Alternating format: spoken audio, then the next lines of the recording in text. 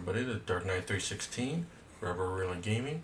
And this is the Roundtable Podcast, episode 21. Alright, so what are you drinking today? I found some Prime energy drink. It's like a red, white, and blue type. Yeah, the pop one. Ice pop. I got the same one. I'm drinking it. I'm going to drink it out of the mug. I'm just going to drink it straight out the can. So my Knott's Berry Farm one. Alright. So what have you been playing? I just platinumed Tactics Ogre. So with that, that's my 900th platinum. So I ended up... Did you make a video? Not yet. I'm working on one. It's probably not going to be a spectacular video of like every screenshot and stuff like that, but probably just going over a little bit. I don't know what I'm going to do yet, but I have a little bit of screenshots I'm probably just going to take. And then I started Borderlands 3. So how'd you like Tactics Ogre? And was it the same as what you remembered for the PlayStation version? Tactics Ogre is really short. I didn't realize that it was that short when I started playing it, but it is really enjoyable. It's actually a really good game for it being a classic retro game. It's actually really good. The story's really good. What I like about this one, allowing them to let you use that that world turret so you can start at the different points. I thought that was a great idea, because if they didn't do that, it would have taken me even longer. It took me about 50 hours, but I got it. I enjoyed every 50 hours I played of that game. It was ended up using a broken build, and it was pretty good. So all right. So there was a Nintendo Direct happen, and they showed off a bunch of stuff. Okay. So the first thing that we're gonna take a look at is the announcement for the new Super Mario Brothers 2 movie. All right, let's take a look. So let's see what it is. The Nintendo Illumination Studios. Well, that's pretty cool that that's actually going to be the name that they're going to make Super Mario Galaxy for this. Yes, this, but now they have the reason to bring in everybody else. I thought it was Paulina and all them. I thought it was weird. No, I thought it so the first one I thought it was just Super Mario World, and then so they skipped 64 and no, because remember in the first Mario movie, they didn't have Yoshi. Yoshi was the teaser at the end. Well, they jumped Sunshine as well, so they pretty much jumped all of them up to the Wii, right? Know, they can bring in the Sunshine and stuff, because now that it's Galaxy, it's everything from the first Super Mario movie all the way up to Galaxy. So they can bring in... Well, they're going to bring in the Star Shines. They're going to bring in that Galaxy Princess. They're going to be bringing in Yoshi, because he's probably going to be the way to get to the Galaxy. Then they can bring in a lot more stuff. I don't know, though, if this will still have like Donkey Kong and stuff in there. Yeah. Or if they'll just include them in there just for the heck of it. Yeah, I think it's cool. They gave the name announcement, which is pretty cool. They didn't say when it was released. Yeah, there was no mention of release or anything like that, so I think give it a little bit more. I mean, I thought it was pretty cool, but it also makes me want to watch the first one again, because it's been a while. What's that next one? Then they showed off the Dragon Quest VII. Okay. This is the remake. This one? Yeah. Full screen, that one. This one is the remake of the PlayStation 1 version of it. Just to let you guys know, I very rarely played the first one, because I don't think at the time I liked Dragon Quest. Well, this one was the 2D one, not the 3D one. Because I remember we have 7, and I don't think I played enough. From it was a super long game. You had puzzle pieces that you had to get, and you had to put those together to unlock these worlds. And when you completed the puzzle pieces, that's when you unlock those job classes. And I remember it was like super long. So this one has job classes in there. That's a pretty cool thing, because I like the games with job unless it's classes. reimagined and they don't do it. But see, there's the puzzle pieces. And that's your main hero. Do you remember the main hero's name? I don't. By any chance? No. I think it's just hero. And the characters didn't look like this. This is no. This is making them 3D, because they were the 2D ones. See, they ran like that, but they were 2D. That looks like Trials of Mana, how they're running. The characters looking like that. See, I don't remember a flying carpet. I remember you got like a flying dinosaur or whatever like that, and you had a boat. But I don't remember a carpet. So were they like kids going on adventures and stuff, or no. what was this? There were like teenagers and adults and stuff on there. It's just that like the gameplay's turn-based, but it looks like here it's going to be like action to initiate it, and then it'll be turn-based when did they always have it where they had the enemies on the map? Not on the old one, no. And see, so then you get a ship and stuff. And I remember you get all those guys, all those characters on your team. They each wore a specific one. But see, like, you saw that one there was on a puzzle piece on it. So this is kind of cool, though, because, like, the guy in the red outfit. So available February 5th, 2026. Yeah, the guy in the red outfit from the PlayStation 1 version ended up dying, and you never got to play with them again. So it looks like in this one, if you saw the guy in the hood, he had the same color. The green one, right? The guy in the green? No. This was the guy in like a gray hood. He had kind of like a white mustache, like Hulk Hogan type one. And that looks like it's that prince from the one that was in the red costume. Because basically, like, you play with that prince, then he ends up dying, and then that hero in the green takes over. And he's trying to find the adventure of what happened to the prince. Okay.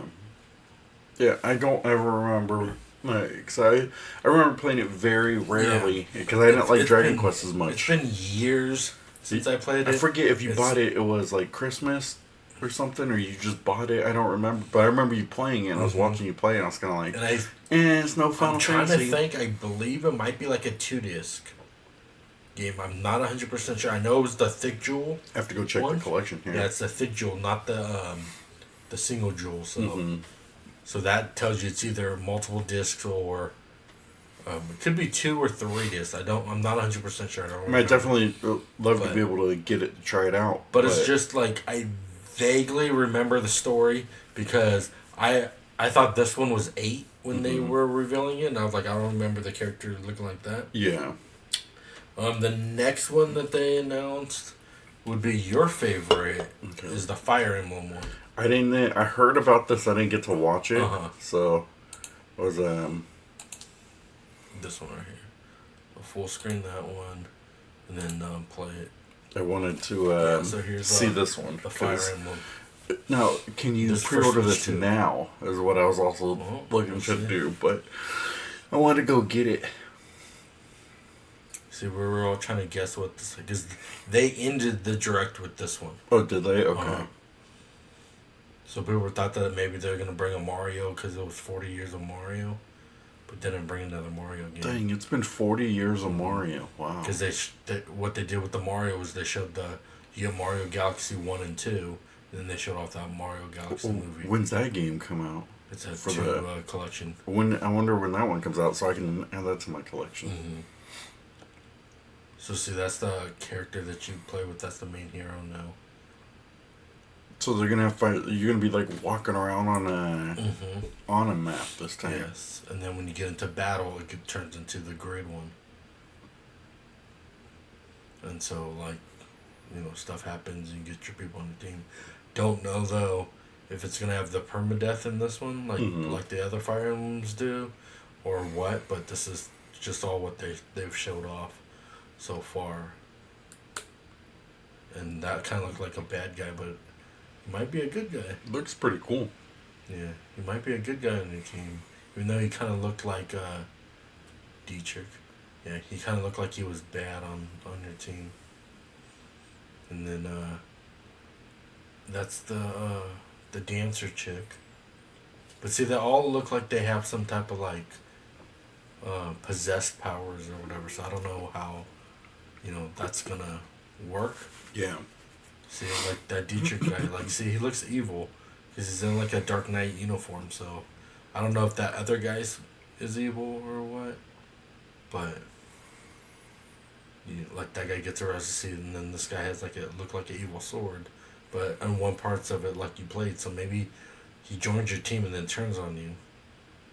But see, there's Fire Emblem, Fortune's Weave. Fortune's Weave. Yeah. Do they have anything that tells you when it's coming out? Let's see. And it shows you more. There's like a throne with this. Yeah, because this one looks completely different than what you're used to playing. 2026. Yes. Okay, but can I pre-order it now? And no. It doesn't tell you when in 2026. Mm-hmm. Now, the last one that they showed in the Direct was pretty crazy. It's that MegaMan Starforce Legacy. It's the last of the old school collection that was on the, I think it was on the DS or Game Boy Advance. Now, it's like 7 games all in there in the collection. All versions in one package. Legacy Collection. And this is all they show. So it shows he gets possessed, turns into MegaMan. That's it? Yep, 2026. For PS4, PS5, Xbox, Switch, and Steam. So that's all on there. Now this one, I don't ever remember playing it. So I don't ever remember owning it. I don't even think I owned this one. If I did, I don't know. It is crazy, though, to see that they actually are still pushing some kind of collection for Mega Man. Yeah. I wish they did that with Legends. I'm wondering if that's the next one. Because of they brought out all the ones that you could know, like you were playing on the DS or whatever like that you couldn't get. You know, it's like stuck on that system. Now they're bringing it over. And so I'm thinking maybe the next one might be like Legends 2, and then that Tron Bond. They'll bring that collection in, and then maybe they'll. I mean, because I think that's the last of the Mega Man games. I don't think that there's any other Mega Man games. Yeah, because they already brought out like the Battle Network. Yeah, they brought out the Battle Network. Z. I mean, the only other one that they need to bring out, which I don't know why they haven't, is the RPG one. It's the Mega Man X. RPG? I don't know what the... Command Mission. Didn't they already bring that out? They have not brought that out. And that's stuck on the PS2. I don't know, maybe it's not made by Capcom, and maybe that's why they can't bring it out. Maybe. But that's the last Mega Man game that they need to bring, besides the Legends. I wonder then if they can do this with Mega Man, why can't they do this with Breath of Fire? Well, maybe they're trying to test it all and then... do it with the Breath of Fire and bring out maybe a reimagined Breath of Fire. So this one doesn't come out for Switch 2 though. Well, it's a Nintendo Switch, so you know that could and be it's coming out for PS4. Yeah, but see when they put the PS5, PS4, that means the PS4 would be digital. That's not going to have a physical copy. PS5 will have the physical copy on it. So if you want to play, you have to pre-order the PS4 digitally on it, which would be cool. And then Xbox and Steam, so yeah, that's all there. So, but that's all the things on the Direct. Which of those ones that they showed that you would think that you'd want to get more? Fire Emblem. Fire Emblem is my first choice. I think that looked pretty cool. Even though I'm not used to walking around on the map, I don't remember any of the other ones doing that. Maybe they had one. I didn't get that far into it. Maybe in the later ones, maybe after the Wii ones maybe did it. I don't remember. But overall, no, it was pretty cool. It looked. I'd probably get that one, and then I want to try the Dragon Quest. Yeah, the Dragon Quest one looks interesting on it. I mean, I'm glad that they're actually doing it. I mean, I'm gonna try them all, but this MegaMan Starforce, I don't know much about it because I never played it. Yeah, so. I don't even remember the story. Don't know what it has to do. With it or whatever. I didn't even know that they made 7 of the games. Yeah, neither did I. So because I know with the Mega Man, the ZX collection and stuff like that, that was supposed to be the spiritual successor to Mega Man X, and so that made sense for the collections on it because Zero's body, X's body. Do you think that they can make if they made a Mega Man it would be X9, but if they actually continued it and it'd be Mega Man XX. It would or would they just call it 10? It'd be X10. Instead of calling Mega Man, it's kind of like that whole Man of 25 debacle. Yeah, no, I think it'll be X10 if they were to do that. But I think they should bring out another Mega Man X game because, 1, people have been wanting it. And 2, it's if you're not going to bring out another Mega Man X game, then bring out the Command Mission one. Yeah. Because the Command Mission one was a continuation of X. and it had Zero in it. It had Axel in it, and then you fought basically the same boss that you fought in Mega Man X8. Or maybe X gonna give it to you. So I was like, maybe they should, actually,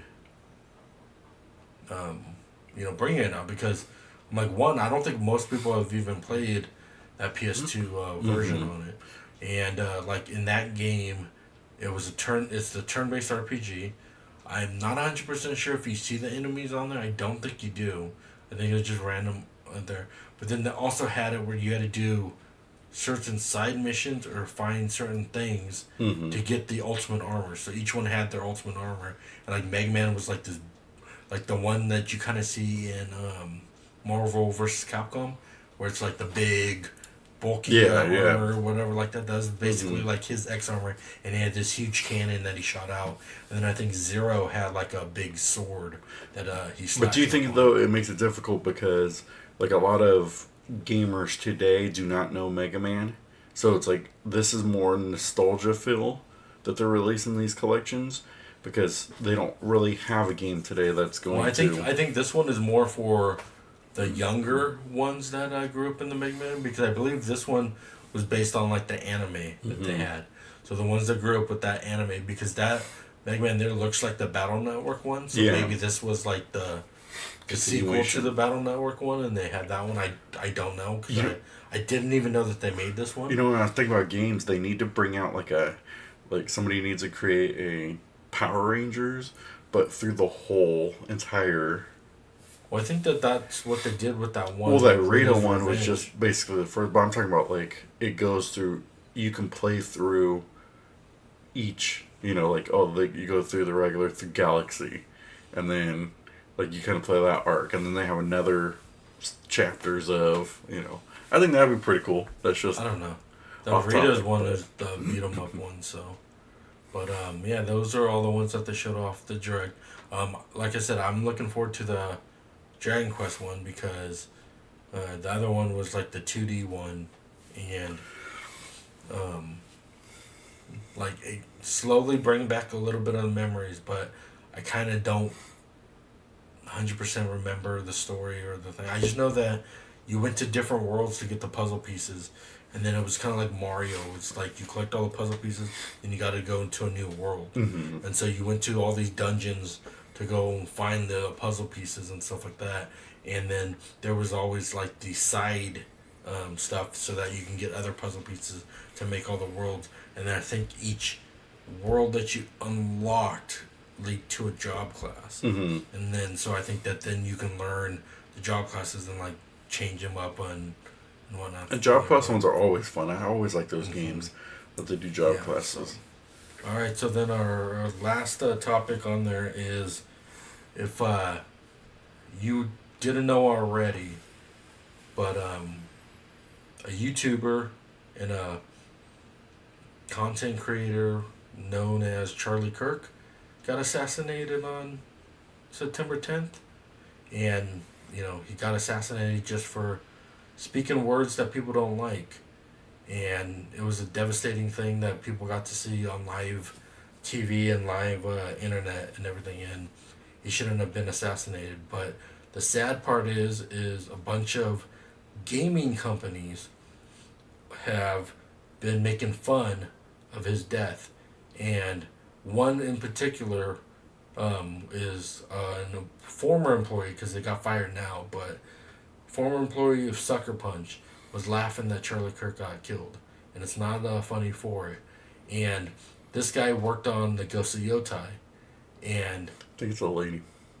Oh, it could be a lady, man, whoever it was. But Ghost of Yotai hasn't even came out yet. So you're making fun of Charlie Kirk getting killed, and you're going to ruin your sales of the Ghost of Yotai, because now a lot of people have canceled their pre-orders, canceled their game on it, all because you're making fun of somebody there. Like, why? All he did was debated people, and if you didn't like what he said, deal with it. Just like what I said, You don't have to go kill him on there. You don't have to go make fun of it on there. And it's not just these people that posted it on their it was their like work emails that they posted it on, and then they also posted it on their personal ones.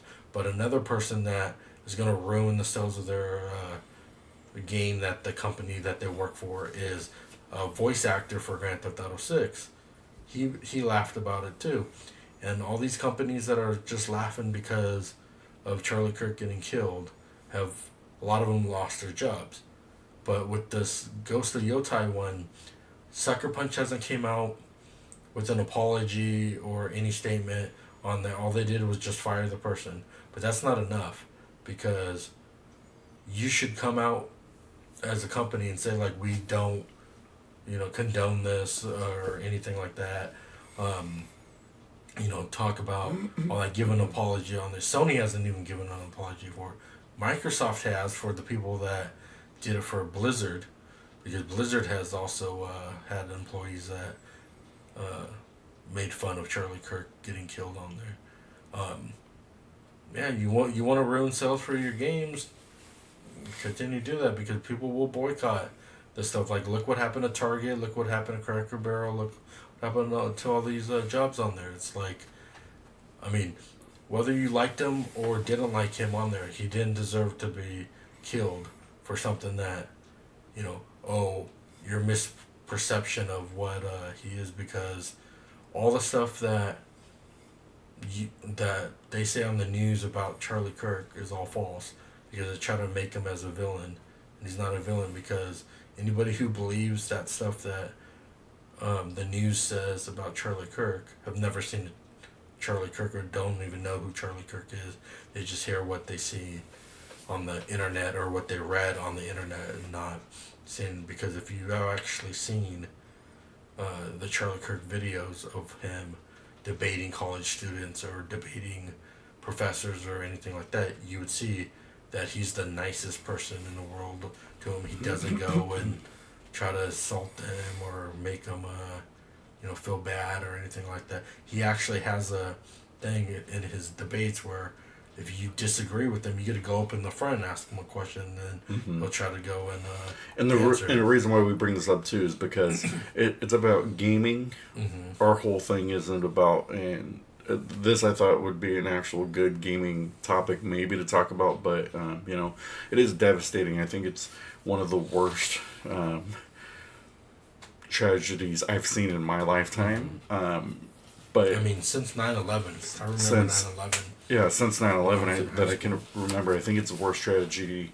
But as we started doing research for our gaming, and we started seeing comments like this, I think one of the biggest things though is, like, you gotta see your game for Ghost of Yotai is coming out in a couple weeks, and like Sony pays you, so you would think that you would want as much for this game to be successful going forward. So Sony makes money, Sucker Punch makes money, then you make money maybe through bonuses or whatever. You guys hit a milestone, something like that. Yep. But to have comments like that, and then you're already saying, one, you don't care about anybody but yourself, because you're saying, I gotta make comments. Oh, and then after it's like, oh, well, look at me. Like, no. What you could have said was, hey, you know what, like, I don't agree or something, but keep your focus on the fact that, like, PlayStation's trying to release a game to make some money, because that's what they're in the business of, is making money. They're going to try to release a game, but it makes me wonder if the game's even actually any good, because because if Sony is hiring people like this, or at least Sucker Punch, Sony probably just has, person who's going to hire them, then if those people are making games like that, this game's probably not that good. And so it makes it harder, because you figure if you got people infiltrating, and then, this lady, I believe, was like, I forget, director of art or something like that. I forget what her title was, but let me see.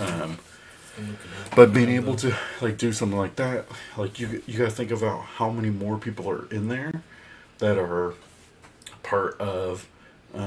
She was the senior staff character texture and developer. Okay, so whatever that means, but you got to think what you contributed to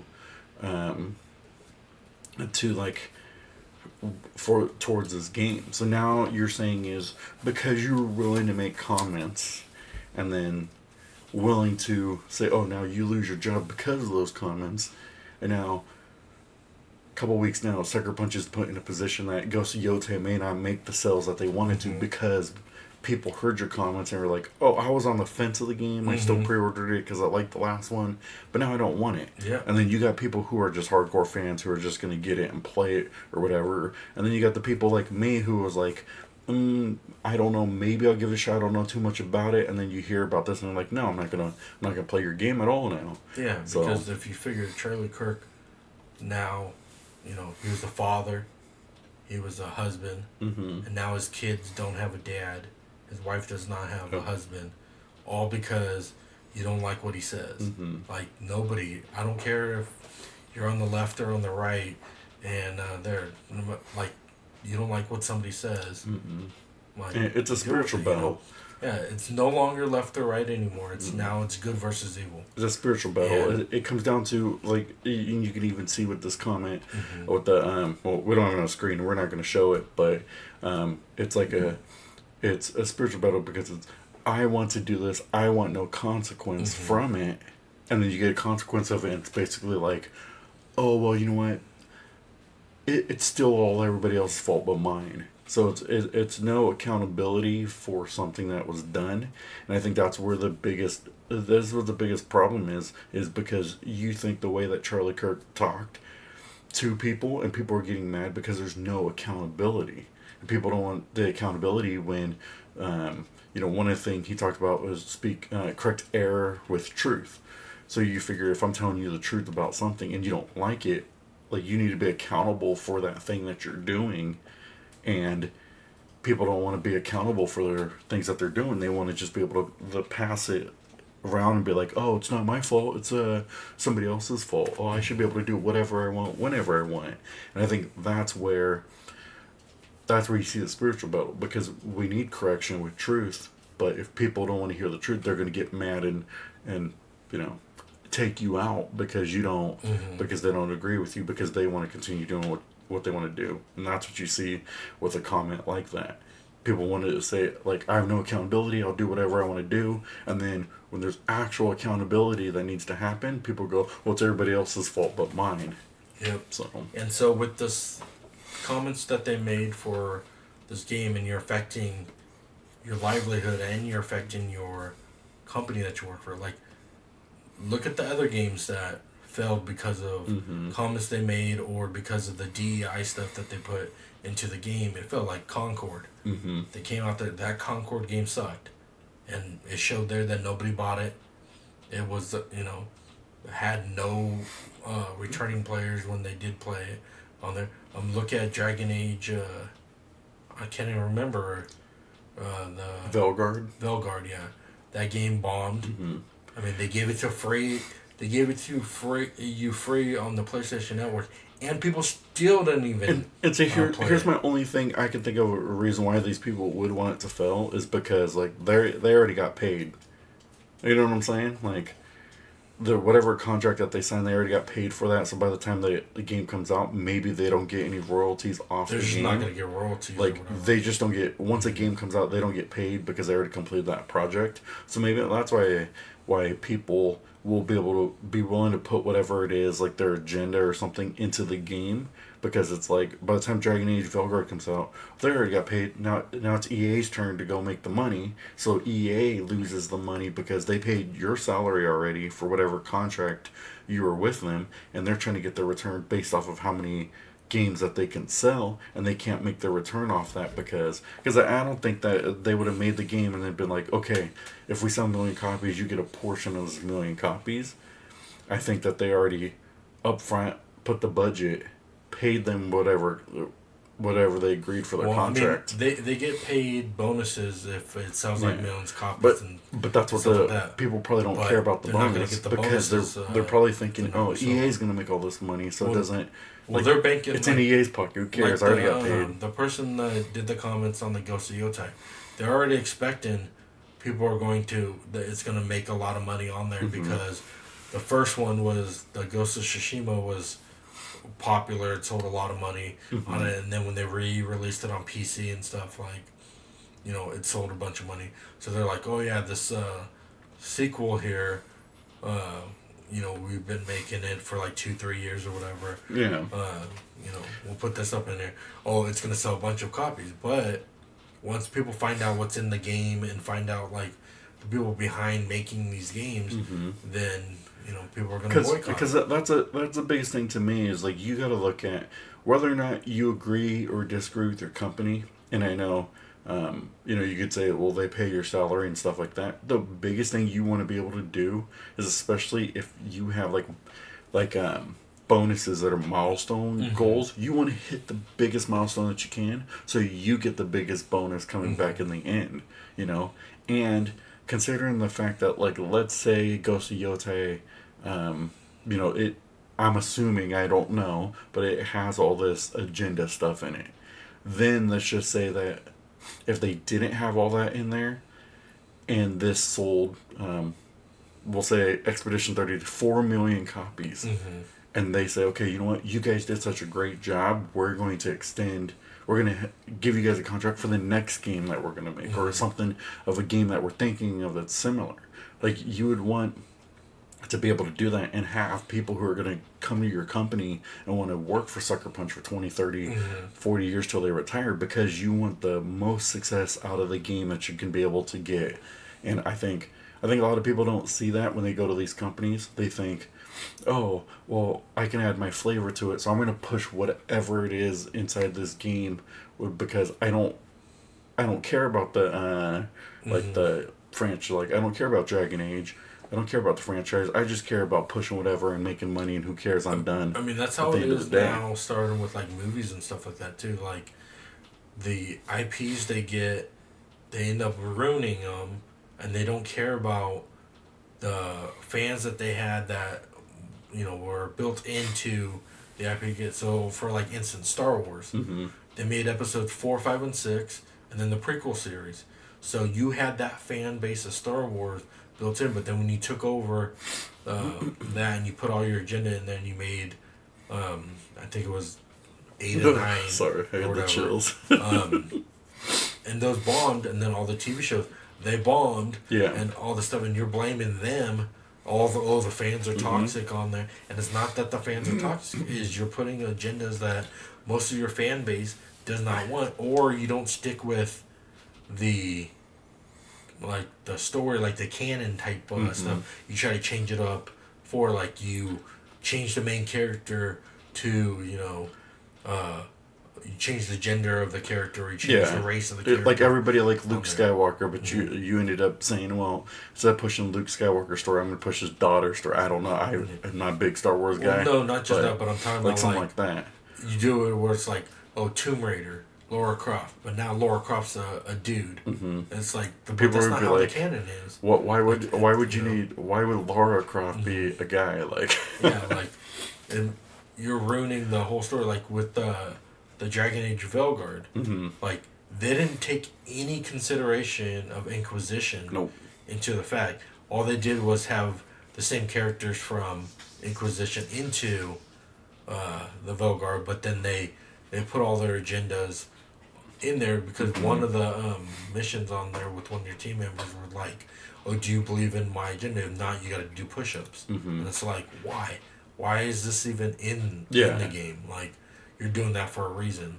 And so I don't think that that's to do, because you then alienate people, and you're not trying to bring, like, you're not bringing new people in, you're bringing in the new people that think like you, but that's not how you make the most money. And so I think these companies like Sony and stuff should see this stuff and be like, okay, we need to weed these people out of the stuff, because, like, right now, like, Nintendo is in a world of pain, because they already have alienated a bunch of their fan base, because the Switch 2 was not successful.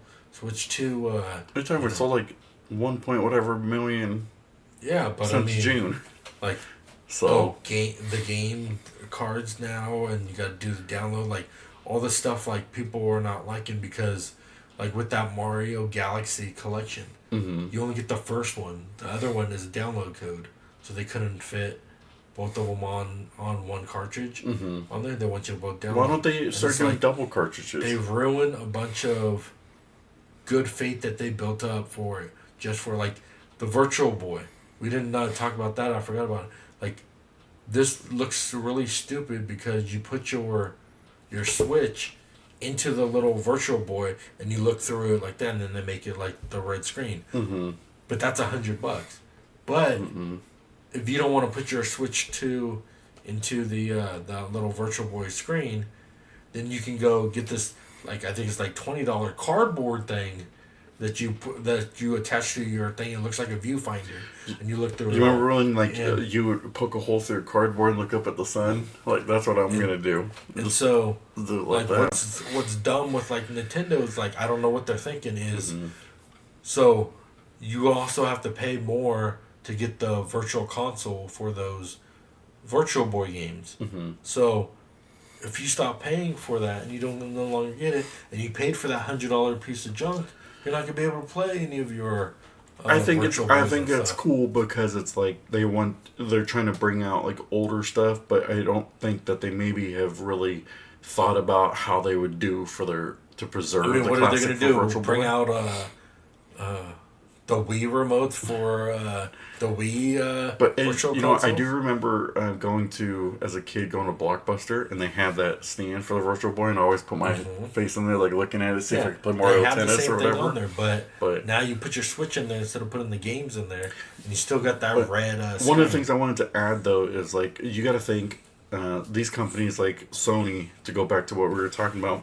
I think they need to start figuring out like two things. One, start an example. So innovating by creating a new game and then continuing popular IPs. So when I look at something like Horizon, for instance, Horizon was a game that was a new IP that they were trying to push, became successful, and then you continue to say God of War. But I think that they need to start thinking of like newer IPs that can draw in and bring money. Now they tried it with Concord and it failed. Instead of doing live service games, I think that what they should do is focus on a way of like Uncharted, where they do a story player and have a little bit of online component, but mainly it's just all single player. But I think a lot of these companies need to do stuff like that.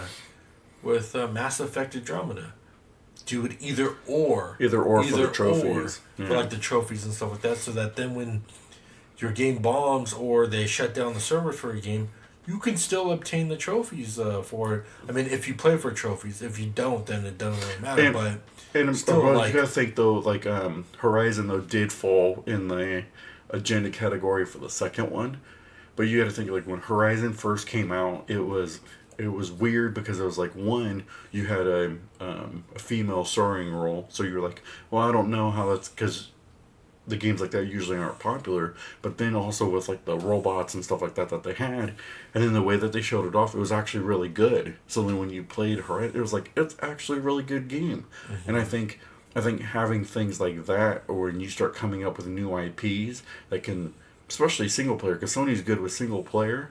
And I think it's like, okay, now you found something that sold you millions of copies, continue that success, focus on a God of War that's going to get you that success, and now start to each year try to come up with a newer IP, whether it's short budget or big budget, of games that you can start developing more things that fans may like, or give fans something that, like a Horizon, it may not be something that could take off, but it actually became a really good game, the first one at least. So that's always my advice. I think you got to get innovated with the games you come out, because eventually, like, you can't keep re-releasing Last of Us and can't keep re-releasing the Uncharted and can't keep re-releasing, like, you came out with 2 Horizons and re-released another one. Like, you can't keep doing that, because eventually you got to come up with new stuff. So when you go into the PS6, like, you can't keep continuing like a God of War remaster your God of War to be like, from Nintendo, the PS5 version, and bring out like, the classic Mario game. People buy it.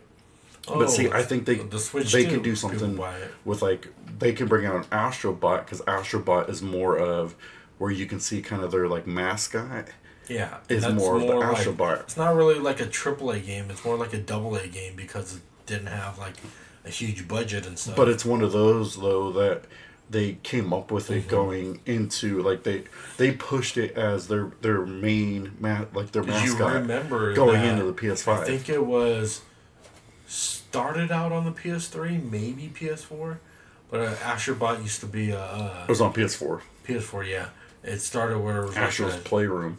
yeah, and had it where you had the camera and you played with the But stuff like that. But see, they came up with something like that, creative, coming up with like that's why I keep saying mascot because you now when you start thinking of Sony, you start thinking of like Astrobot. When you think of Nintendo, you think of Mario. Well, that's why I said the retro era of gaming was way better than what gaming is today. It is. Because And you know what I think a today lot there's of it. not really games that are going to sustain anymore. And you know, I think a lot of it too is because of the story. I think a lot of it wasn't like a oh I push this thing and I want you to do push-ups for this. I think it was more of like they came up with a good versus evil story and basically like I think of Grandia, Justin wants to be a hero and then he wants to travel because his dad used to be a hero and he wants to go and it's like something simple like that to be able to make a game. I mean, even though it might not have been. I mean, like most of the best, games back in the era was but that's good what you versus think evil. of.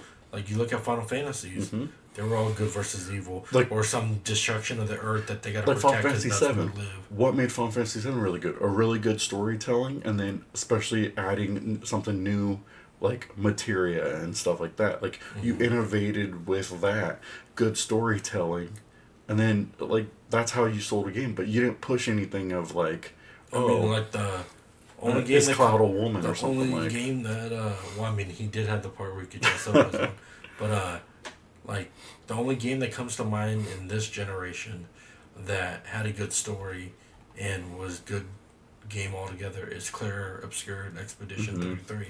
Yeah. Like, that game is still going to be my game of the year until Tactics comes out. Then I'll find out if Tactics will be any good. But I'm still leaning towards Claire, and I hope that when they do make a sequel to the game, that it's just as good as the first one, I think or better. I think it's gonna be and tough. not just sucks because I think it's gonna be tough just because it's usually sequel games like, especially the success that they had. Now people kind of know their model, so if they continue that model and then they try to change something, it might not be as successful because people go, because a lot of critics will be like, oh, it's the same thing as the last game. Like, why would I want to buy this? It's just the last game. So I think you'll run into things like that. But I mean, you got to think they brought back the what I said, I guess the flavor, like the excitement of RPG games again, because you started seeing a lot of RPGs going towards more like the Souls games. Yeah, instead of the and they brought it back where turn-based. they added some action in there, but they made it turn based, and I could sit there and pick and figure out what I want to do, take my time. Had a counter. But they actually made a really good game, and I think that's where, and I like the fact hearing the founder, like his story about he's sitting there at work working for Ubisoft, I believe it was, and he's like he wants to come up with a game that he likes and that people will enjoy, considering the fact that you think if he would have pitched this to Ubisoft, they would have been like, you're crazy. He did pitch it to Ubisoft. Like, oh, did he? But they said no because that's not the type of like genre that they were. Because if you figure with the Ubisoft, they were all like Far Cry, the Assassin's Creed, where it's all like bunch of crap on the map and you got to go to it all and stuff like that. They don't want to do the RPGs. The only RPGs that they attempted was the Mario versus Rabbids. One like that. They that game was popular. Was it Enchanted Arms? They should re-release Enchanted Arms. I don't know. That would be interesting for an RPG, but I don't think they're going for like RPG eras anymore. But like you got to think though. Ubisoft isn't. No, they're going for all open world. Like I can't think of his name right now. For who did I can't even think of their Sandfall. There we go. Sandfall Interactive. Like considering that guy had to. Like this is what I think is great. Like he had to go and find a bunch of buddies who wanted to work for this. Considering the fact that, okay, now this guy creating it knows I got to create a good story, have a good soundtrack. Like, a lot of people love the music when they're playing with the RPGs, so let's get a soundtrack. So you had to find somebody to be able to play the song for he found all 33. His buddies that were in Ubisoft that wanted to create their own company because they didn't like the direction that Ubisoft and considering the fact, though, that that's why they left. Because he had to go start his own studio, he needed startup money, which would be tough to do, especially, like in these times. And then a concept of a game, considering the fact that, like, you're probably putting this game together and you're like, you have your doubts, like, I don't know how good this game's going to be. Like, this is a game I want to play. I don't know how good it's going to be. But then to release screenshots. Like, I saw a couple screenshots and I was kind of like, I don't know. We'll see, it's RPG, whatever. But then as it started coming out closer to release, I was like, this game looks great. Like, I'm going to pre-order it, and then I told you, and then the rest is history. But yeah, I believe, I'm not mistaken, I believe each of the members that are from Sandfall all got a piece of the company. So when they create the company, they each have a share in the company. So that's why they each put their own stuff that they wanted in the game into the game, because they all have, and I think to make this company that's what makes successful. It good, because, and that's the thing. It's like, if I have shares of stock, or if I'm a shareholder, I'm going to make money based off how well the company does. So I'm going to want it to do the best job. You have that incentive of wanting to do good. And I think that's good, because now you're like, I don't care what, like, anybody says. I want the company to be successful, because at the end I make money. And so, like, I think he was saying in the interview that, like, he didn't shy off of people's designs. So if, like, somebody was like, oh, I want this monster up in here, and then they're like, oh, well, that doesn't look like the aesthetic of on there. Well, what they did was they created a stage or a world part that had those creatures in it to make sense for the aesthetic. So when, like, for instance, like, if you went into the water part to go fight Simon, like, those creatures there that had, like, the big, tall, like, horse-looking character with the hat and stuff like that, like, yeah, that wouldn't have fit with the other ones that look like Eske and all that. But it would fit in that part of the world because that was considered like the underwater realm and stuff like that. So that would fit in there. So that's how they did it for everybody's ideas to go fit in there. And then the person that did the music composing of it went and talked to all the people like, oh, you're doing this kind of thing. How do you want the music? Do you want this beat? Beat? Yeah.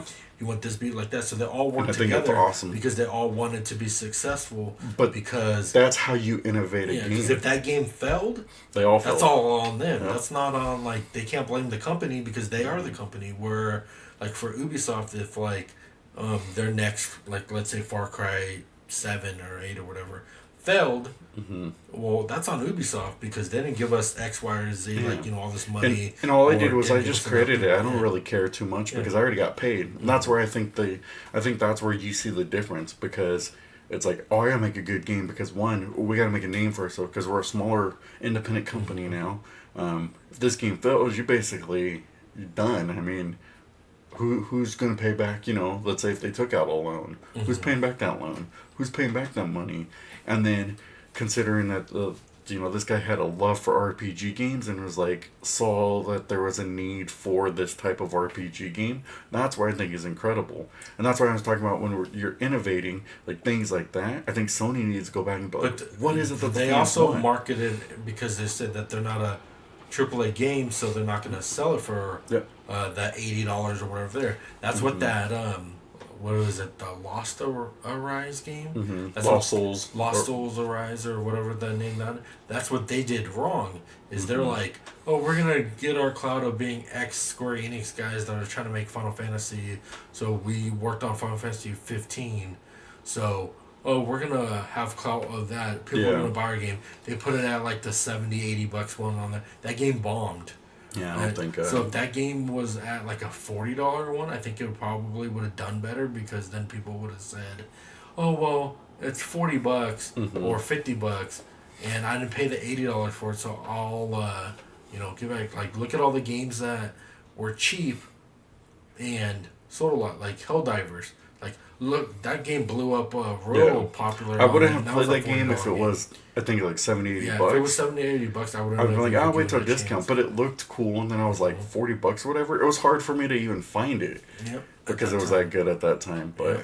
But, yeah, that's all the stories that we have this week. We always look forward to doing these podcasts every week. 21. Let's keep going. We have 21. We'll try to make it to 100. Hopefully we're of legal age now. Yeah. Hopefully we'll make it to 100. Have a bunch of followers and stuff like that. We can Let's go. A special 100 episode if we can get to it all. It's all up to the fans and stuff like that. So there's a Roundtable podcast. He has Robert Wheeler Gaming. He does his weekly roundup games where he talks about news and stuff that breaks up. We also have a wrestling and football podcast called Tackles and Takedowns, where we go do our picks every week, see on where our position is, where it was like week 1, I'm in the lead with 1 point. He doesn't have any points on there. Week 2, you have to find out on our podcast to see where we're at in this one. And we do wrestling events where the big events that we'll talk to, or if any reactions that we need to go over, like the Omos versus Microman one. Like, that reaction was genuine with the AAA one. That was so funny. And so we I did that reaction videos on that. So yeah, just like our channels up on there. And, just be nice to everybody. Respect them. Even if you don't agree with what they say, nobody deserves to die over comments that they said on there. So just be nice to everybody. Keep gaming. God bless you guys. Yeah, see you next week. Keep gaming. Yeah. Have a good one, guys.